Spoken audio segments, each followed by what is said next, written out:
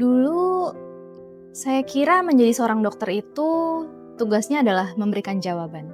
Jawaban tentang makanan, tentang diet, dan tentang berat badan.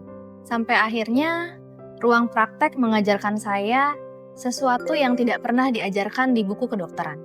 Kalau saya bertanya, apa bagian terberat dari obesitas? Mungkin jawabannya kolesterol, diabetes, dan hipertensi. Menurut saya, yang paling berat bukan penyakitnya, tetapi rasa gagal yang dibawa oleh seseorang setiap kali melihat timbangan. Saya ada cerita. Jadi beberapa waktu yang lalu, ada momen yang hampir bikin saya nangis. Bukan karena hasil laboratoriumnya, bukan karena penyakitnya, tapi karena satu kalimat. Kalimat yang sampai hari ini masih saya ingat. Hari itu praktek sebenarnya udah mau selesai. Tapi ada satu pasien terakhir, seorang perempuan, seorang ibu, usianya sekitar 30-an lah. Beliau nggak langsung duduk. Beliau lihat kursi, terus lihat saya, terus senyum. Dan kalimat pertama yang dia ucapkan, "Dok, saya sebenarnya hampir batal datang.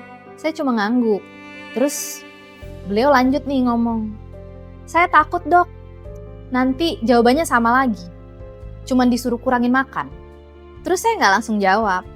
Saya cuma tanya, "Ibu, kok ibu mikirnya kayak gitu?" Nah, ibunya senyum tuh. Tapi matanya berkaca-kaca. Terus beliau jawab, "Saya tuh capek, Dok. Tiap hari Senin saya diet. Tiap hari Jumat saya gagal lagi. Saya tuh bukan kecewa sama timbangannya, tapi saya kecewa sama diri sendiri." Di momen itu saya sadar, seseorang yang lagi duduk di depan saya ini bukan yang kurang niat, bukan kurang disiplin, tapi seseorang yang udah terlalu lama merasa gagal. Dan sejak hari itu, saya berhenti memulai konsultasi dengan pertanyaan, "Hari ini makannya apa?" Saya mulai dari satu pertanyaan yang berbeda. "Ibu, boleh diceritain nggak?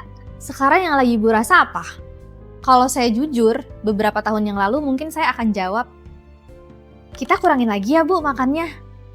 Tapi hari itu saya melakukan hal yang berbeda. Saya nggak tanya, "Ibu makannya apa?"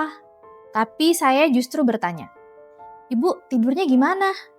Nah, ibunya malah bingung. Terus tanya, "Emang ada hubungannya, Dok?" Saya ngangguk dong. Akhirnya saya bilang, "Coba deh ibu cerita dulu." Akhirnya ibunya cerita, "Saya tidurnya jam 2 pagi, Dok. Kadang jam 3 pagi. Terus nanti jam 6 harus bangun lagi untuk antar anak sekolah." Dan saat itu saya nggak langsung nyalahin makanannya. Karena saya tahu, tubuh yang kelelahan seringkali membuat kita salah mengambil keputusan. Terus saya tanya lagi, "Olahraga masih rutin Ibu?" Terus dia ketawa kecil. "Dulu sih, iya Dok. Tapi kalau sekarang pulang kerja, pengennya langsung rebahan." Terus saya tanya lagi, "Minumnya gimana Bu sehari-hari?" Terus ibunya langsung jawab dengan cepat, "Minumnya air putih kok Dok. Paling kopi susu, 2 gelas. Tapi bisa 3 kalau misalnya lagi lembur." Nah, banyak orang yang menganggap makannya udah sedikit. Padahal yang terlupakan semua yang udah diminum. Ya udah nih, akhirnya saya tanya lagi, "Kalau lagi stres, biasanya ngapain Ibu?" Terus beliau malah diam. Cukup lama, sekitar 5 detik. Ibunya malah senyum tipis lah. Terus jawab, "Saya ngemil Dok, 1 atau 2 lah. Tapi kalau dipikir-pikir bisa habis 1 bungkus keripik sendirian." Oke, saya senyum nih. Terus saya kasih apresiasi nih buat ibunya. "Ibu, makasih banyak ya udah mau jujur. Itu membantu saya jauh lebih banyak dibanding cuman menghitung kalori." Di titik itu saya mulai ngelihat gambaran besarnya.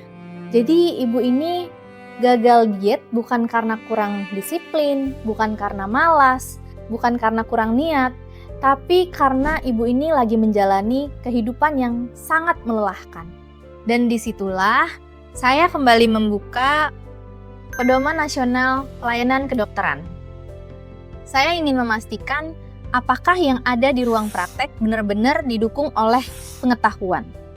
Hari itu setelah pasien pulang, saya nggak langsung tutup ruang praktek.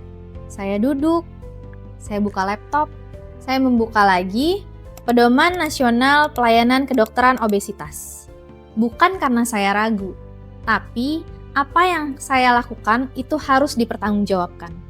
Bukan cuma kepada pasien, tapi juga kepada ilmu pengetahuan. Ada satu bagian yang selalu saya ingat. Di dalam PNPK, bahwa pengelolaan obesitas nggak cuma sekedar mengurangi jumlah makanan, tetapi harus melihat keseluruhan gaya hidup seseorang. Artinya, tubuh manusia nggak cuma hidup dengan kalori. Tubuh hidup bersama dengan kebiasaannya. Nah, saya jadi ingat bagian yang nyambung sama pasien tadi. PNPK juga menjelaskan bahwa penurunan berat badan bukan secepat mungkin, tapi perubahan gaya hidup yang dapat dipertahankan jangka panjang.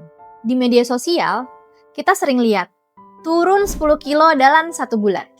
Sebagai dokter gizi, saya justru lebih bahagia kalau misalnya pasien turun dalam sebulan 5 kilo tapi bisa pertahankan lebih lama. Di titik itu, saya ngerti masalah beliau tadi bukan karena beliau kurang kuat. Karena selama ini beliau berusaha memperbaiki satu bagian. Padahal yang perlu dipulihkan adalah seluruh pola hidupnya.